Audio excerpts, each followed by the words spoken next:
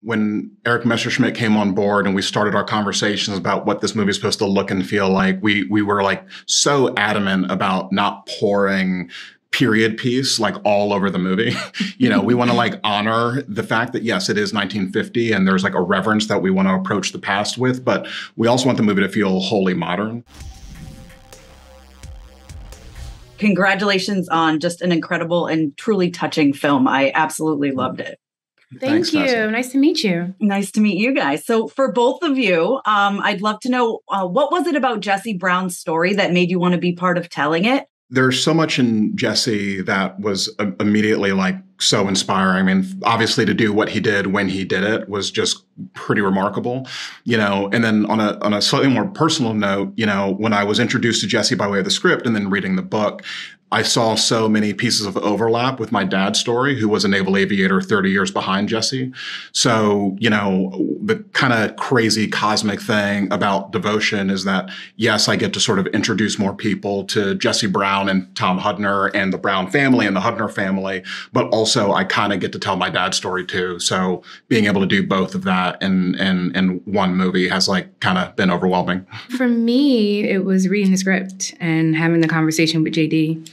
And then when I read the book, it just gave me all these layers of the love and the intimacy between Jesse and Daisy. And what Jesse goes on to do is actually incredible. And to be that woman that gets to be by his side and be his heart was more than I could have thought I would be able to take on. And so it just was wanting to be a part of this because of the foundation that had been laid already. Well, you're amazing. So thank you so much. Of course.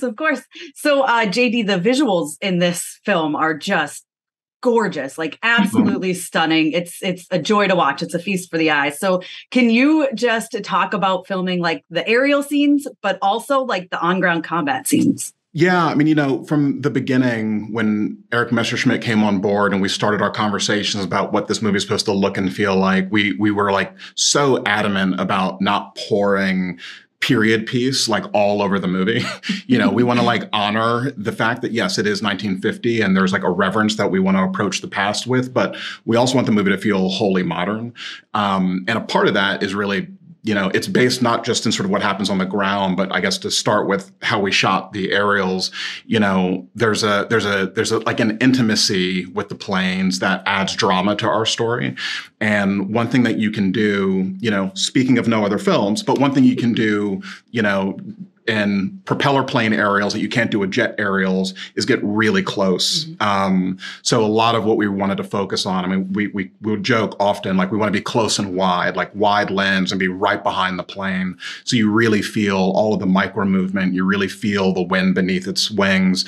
And wanting that to feel, like tactile and grounded and a little scary, and to feel the kind of like paperclip and bubblegumness of what it was like to fly these planes in the 50s. And then on the ground, I mean, in a funny way, it was just, I come from genre and there was like an opportunity to sort of like infuse a little horror there.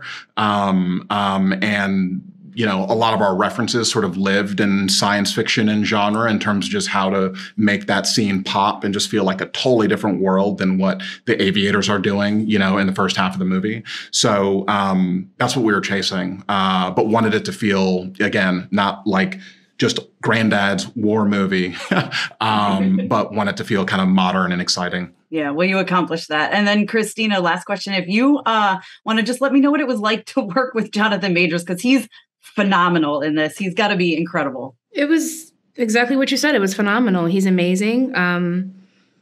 Not to speak on any other actors, but I've never met someone who came already so prepared and so sure of what it was that he was going to do and accomplish. And, in our conversations, I would ask him things like, is talking about tactileness, like, is he tactile? Does he, with his hands? And he was like, oh, yeah. And I was like, would we be touchy-feely in the house because they don't spend so much time because he's training? And he was like, oh, yeah. And so trying to incorporate the things. But, I mean, any question I asked him, he had an answer. And so, again, I mean, just absolutely phenomenal. Thank you guys so much for your time. I really appreciate it. Thank you, darling. Have a great day. Yeah.